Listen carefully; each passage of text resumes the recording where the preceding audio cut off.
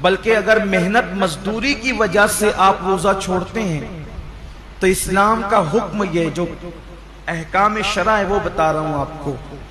کہ ایک طرف روزہ چھوٹتا ہے کام دھام کی وجہ سے، آپ اپنے اندر طاقت نہیں پاتے کہ محنت بھی کریں اور روزہ بھی رکھیں،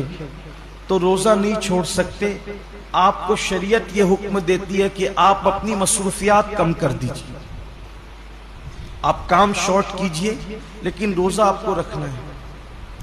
اس لیے کہ رمضان شریف کے ایک روزے کی اہمیت یہ ہے، ایک روزے کی،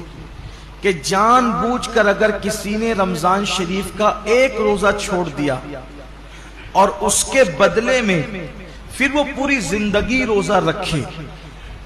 تو زندگی بھر کے تمام روزے اس ایک روزے کی فضیلت کو نہیں پہنچ سکتے جو ماہ رمضان شریف میں رکھا گیا۔